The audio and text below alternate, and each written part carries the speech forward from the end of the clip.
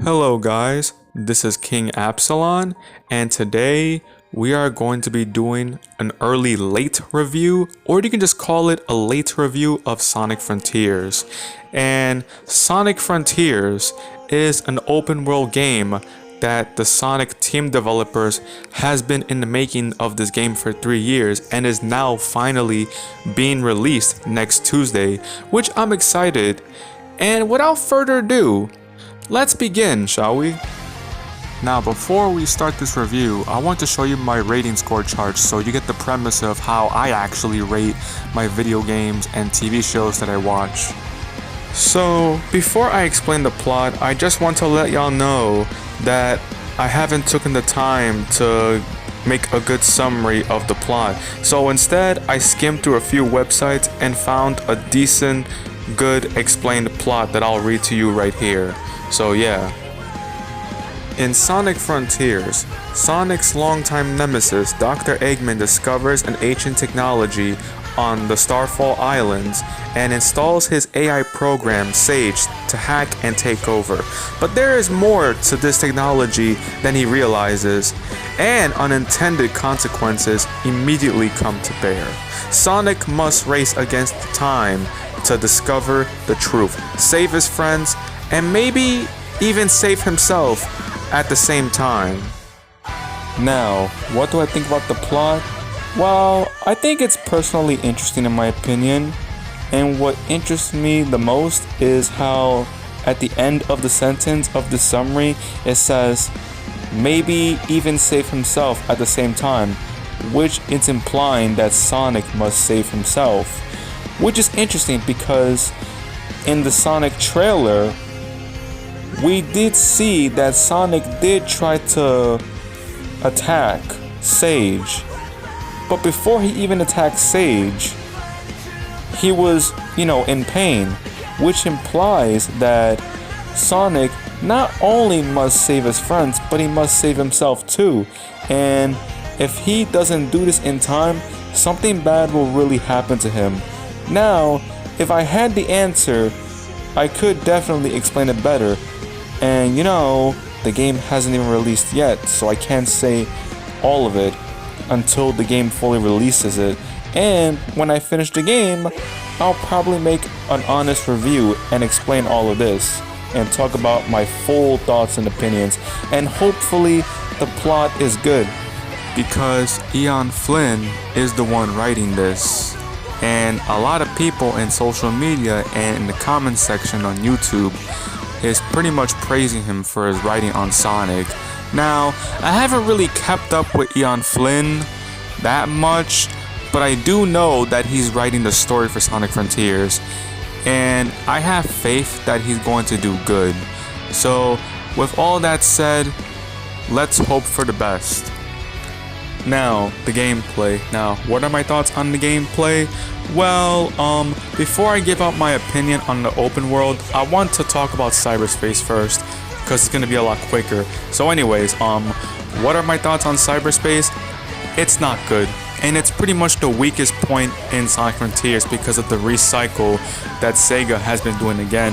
I kind of thought that Sega was going to try to do something different, but no, they decided to just recycle the same levels from the previous games and the past Sonic games onto Sonic Frontiers.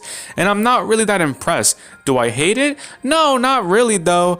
I mean, the music is kind of interesting in the game, so I'm excited to see what they have in store for us once the game comes out. And I'll probably have the opportunity to play the Cyberspace levels. But I also heard rumors that there's going to be more Cyberspace levels. So hope and best that there is no, recycle stuff in the new Cyberspace level. And hopefully there are some unique Cyberspace levels, because this is not it, Sega. You gotta do better with the Cyberspace. Come on.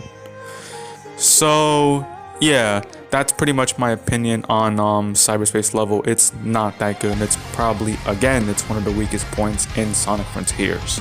So, yeah. Now, here comes the positive part, and that is the open world. Now, in my opinion, I actually find the open world very interesting, and the reason why I kind of find it interesting is because one, it's a new thing that Sega is trying out, and I'm really hoping for the best that it's going to be as entertaining as it is in the gameplay and in the trailers as what they talked about the open world. And not to mention, they have puzzles in it, so once you complete the puzzles, from what I heard, you can unlock fast travel or unlock certain items that could level up your characters. And speaking of leveling up your characters, I hear a lot of people complaining about Sonic running slow in the series, and I was concerned about that at first. But then we find out is that the more you level up, the faster he gets, and I can't wait to see how fast he's going to get once they reach him to level 99. Or just max his stats in general, really, because I know there's 4. There's defense, speed, and there are 2 others, but I can't remember them, unfortunately. But that's all I know, and you can max him up to level 99, which is really, really interesting to see how this is going to play out in Sonic Frontiers.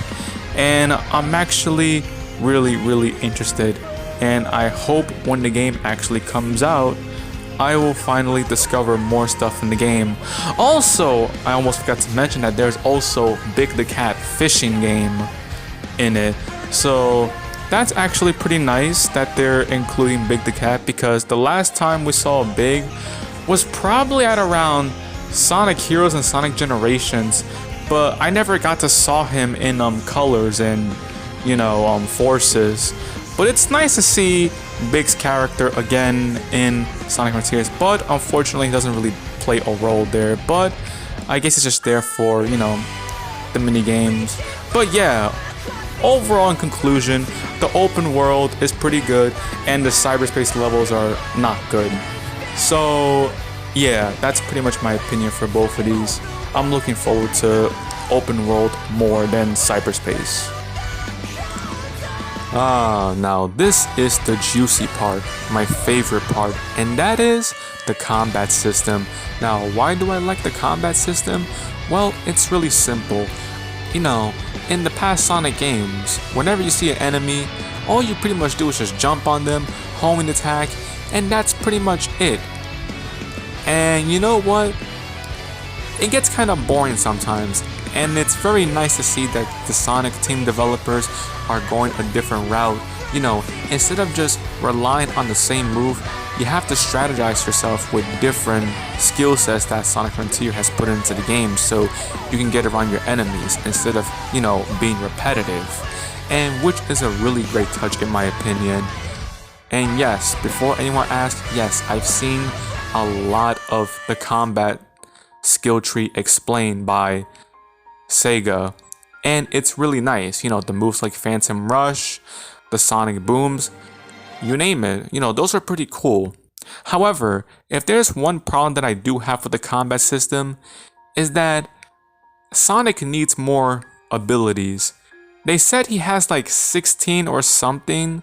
I forgot the numbers, but I feel like that's really not enough for Sonic, and I feel like, he deserves a lot more moves, maybe in the upcoming future if Sega ever decides to make a DLC for the game. And another one of my favorite parts is Supersonic. Now, for those of you who already saw how Supersonic is played in the gameplay leaks, it is awesome. It is really awesome. I love the way that they gave Supersonic spirit punches. They're like giant fists that, that punches the opponent while you're also punching your opponent. It's like he has his own somewhat of a stand, which is pretty cool. And then he can jump up, then, create multiple clones of himself and then dive into his opponent like some kind of diving bomb. I think that's what the move is called. I don't know, but I have to play the game to know the move. But other than that, it is fantastic, and I really hope that Sega has added more unique stuff to Supersonic when the game finally comes out, because man, this game is so interesting. And now for the music. Now, what are my thoughts on the music? Well, I'm gonna be very honest with you guys. I don't know if any of y'all heard the leaks of the Sonic music, but I was able to hear some of it, and it was the fight with Supersonic versus Giganto, and a couple of more bosses fights that I heard. I'm not gonna spoil the names of it because I don't want to spoil, but listening to some of them, it was beautiful. You know, it was just rock, a lot of that stuff. It was awesome, especially the Cyberspace, which is really techno type of stuff. Really awesome. This, you know, the music in Sonic Frontiers is beautiful. That's all I have to say, and I won't go into details. You should already know that the majority of Sonic music has always been good. But yeah, that's pretty much my thoughts on it. So, what are my final thoughts on Sonic Frontiers? Well, personally, in my opinion, I predict that it is going to be a 7 out of 10 or a 6 out of 10. And the reason why I'm putting Sonic Frontiers on those scores is because, for one, we don't know how good Ian Flynn's writing is going to be in Sonic Frontiers. And two, the people that worked on Sonic Frontiers are the same people who worked on Sonic Boom, Forces, Colors, and Lost World. And you know what? I don't want to push my luck, so I'm trying to be as humble as I can and try to put Sonic at those types of scores. And you know what? I wouldn't mind Sonic being on those scores because he hasn't been around those scores for a long time, ever since Mania, which is pretty much a 9 out of 10 game. So yeah, that's pretty much my thoughts for Sonic Frontiers. What are your thoughts on Sonic Frontiers? Let me know in the comments. Are you interested or you're not interested? So anyways, peace out people. Bye.